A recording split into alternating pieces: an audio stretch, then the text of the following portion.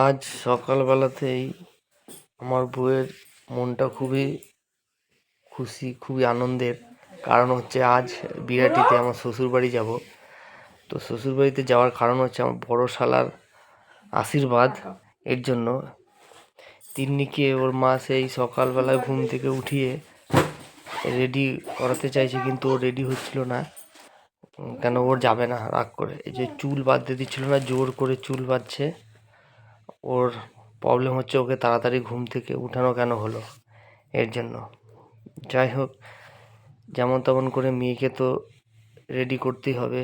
তারপরে ওর মা রেডি হবে, তারপরে বেরোবো।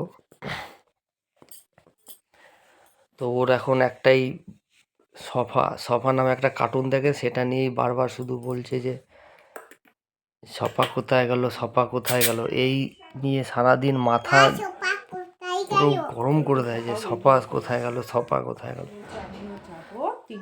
তো যাই হোক, এবার মেয়েটাকে রেডি করে নিল, চুল ফুল বেঁধে দিল। এরপরে ওর মা রেডি হবে। এর মাঝে আমি একটু ক্রেতা দেখালাম বাইরে গিয়ে। তো আমিও রেডি হয়ে গেছি, রেডি হয়ে বেরোবো। আমরাও রেডি হয়ে গেছি, বেরিয়ে গেছি।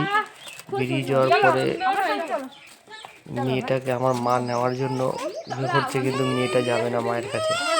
ও ভাবছে যে বাবা মা যদি ছেড়ে চলে যায়, এই জন্য ও যাবে না, কান্নাকাটি করছে। ও আমাদের সঙ্গেই যাবে। মা ওরা কত জবরদস্তি করলে একটু করে নেওয়ার পর চলে যাচ্ছে। তারপর আমি আমার বন্ধু মিষ্টির দোকানে চলে গেলাম। এটা আমার বন্ধু মিষ্টির দোকান, মা অন্নপূর্ণা ভাণ্ডার। এখানে খুবই ভালো মিষ্টি পাওয়া যায়। এটা হচ্ছে কাঞ্চননগর পুকুরতলায়। খুবই জনা, এই হচ্ছে আমার বন্ধু এর দোকানে। আর মিষ্টির দোকানে ফ্রিতে প্রমোশন করে দেবো, আপনারা আসবেন, মিষ্টি নেবেন, খেয়ে দেখবেন। তাড়াতাড়ি কর।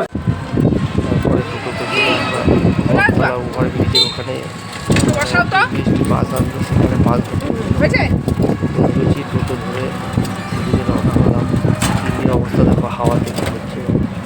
মাঝে গুটি সুটি হয়ে বসে আছে আর ভাবছে কখন বাসে চাপবো।